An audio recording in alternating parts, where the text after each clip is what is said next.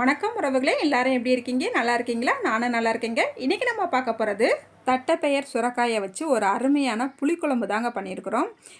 இப்போ வெயில் காலம் ஆரம்பிச்சிருச்சு. அதனால் நம்ம நீர் சத்து நிறைந்த இந்த சுரக்காயை வச்சு அடிக்கடி நம்ம குழம்பு செஞ்சு சாப்பிட்டோம்னா நம்ம உடம்புலையும் நீர் சத்து அதிகரிக்கும். இன்றைக்கி அந்த சுரக்காயையும் தட்டைப்பயிரையும் பயன்படுத்தி தான் நம்ம இன்றைக்கி புளிக்குழம்பு பண்ணியிருக்கிறோம். சரி வாங்க, டேஸ்ட்டான இந்த புளிக்குழம்பு எப்படி செய்யலான்னு பார்த்துடலாம். இப்போ ஒரு குக்கர் அடுப்பில் வச்சுக்கலாங்க. இதில் 2 ஸ்பூனுக்கு மட்டும் எண்ணெய் சேர்த்துக்கலாம். கொஞ்சமாக கடுகு சேர்த்துக்கலாம். கடுகு நல்லா பொரிஞ்சு வந்தால் பிறகு ஒரு 1/4 ஸ்பூனுக்கு வெந்தயம் சேர்த்துக்கலாம். அதுக்கப்புறமா 50 கிராம் சின்ன வெங்காயம் சேர்த்துக்கலாம். இந்த குழம்புக்கு சின்ன வெங்காயம் சேர்த்து செய்யும் போது ரொம்பவே டேஸ்ட்டாக இருக்கும். இப்போ கொஞ்சமாக கருவேப்பிலையும் சேர்த்துக்கலாங்க. சேர்த்துட்டு நல்லா கலந்து விட்டுக்கலாம். வெங்காயம் கண்ணாடி பதம் வர வரைக்கும் நல்லா வதக்கிக்கிறணும். அதுக்கப்புறமா 3 மீடியம் சைஸ் தக்காளி பழத்தை நல்லா கட் பண்ணிவிட்டு இதோட சேர்த்துக்கலாங்க. இப்போ சேர்த்துட்டு நல்லா கலந்து விட்டுக்கலாங்க. அதுக்கப்புறமா ஒரு 1/4 கிலோ அளவுள்ள சுரக்காயை நல்லா கட் பண்ணிவிட்டு வச்சுருக்கிறேன். இப்போ இதையும் சேர்த்துக்கலாம். சேர்த்துட்டு மறுபடியும் நல்லா கலந்து விட்டுக்கலாங்க. இப்போ இந்த குழம்புக்கு தேவையான அளவு உப்பு சேர்த்துக்கலாம். உப்பு சேர்த்துட்டு ஒரு 1/4 ஸ்பூனுக்கு மஞ்சத்தூளும் சேர்த்துக்கலாம். சேர்த்துட்டு நல்லா கலந்து விட்டுக்கலாம். இப்போ குக்கரை மூடி வச்சிடலாம். ஒரு நிமிஷத்துக்கு அப்படியே விட்டுடலாம். அதுக்கப்புறமா நம்ம பார்க்கலாம். இப்போ ஓப்பன் பண்ணி பார்த்துடலாம். 1 நிமிஷம் இருக்குது.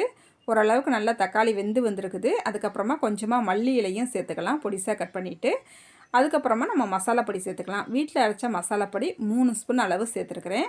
இந்த மசாலா பொடி வீடியோவும் நான் ஏற்கனவே வீடியோ ஒவ்வொரு தடவையும் போடும்போது லிங்க் கொடுத்துருக்குறேன். இன்றைக்குமே லிங்க் கொடுக்குறேன், நீங்கள் பார்த்துக்குங்க. இப்போ நல்லா கலந்து விட்டுக்கிட்டாச்சு. அதுக்கப்புறமா ஒரு 1.5 சீல் அளவு தேங்காய் சீல் எடுத்து அடித்து நம்ம அதையும் சேர்த்துக்கிட்டாச்சு. கொஞ்சமாக தண்ணியும் சேர்த்துக்கிட்டாச்சு. இப்போ நல்லா கலந்து விட்டுக்கலாம். அதுக்கப்புறமா ஒரு லெமன் சைஸ் புளி எடுத்துகிட்டு நல்லா ஊற வச்சு கரைச்சி எடுத்து அதையும் சேர்த்துக்கலாம். இப்போ ஒரு 8 மணி நேரம் தட்டைப்பயிரை ஊற வச்சு எடுத்துருக்கிறேன். இந்த தட்டைப்பயிரையும் தண்ணியை வடிச்சிட்டு சேர்த்துக்கலாம்.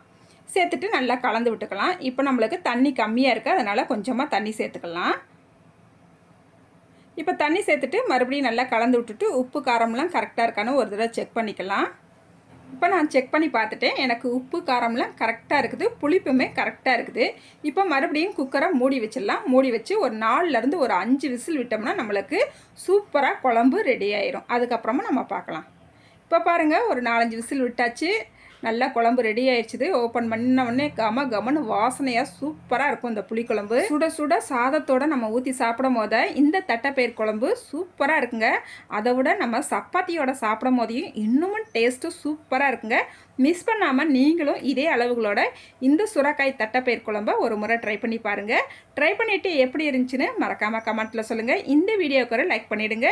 புதுசாக நம்மளோட வீடியோவை பார்க்குறவங்களா இருந்தால் மறக்காமல் நம்மளோட சேனலை சப்ஸ்கிரைப் பண்ணிவிட்டு பாருங்கள்.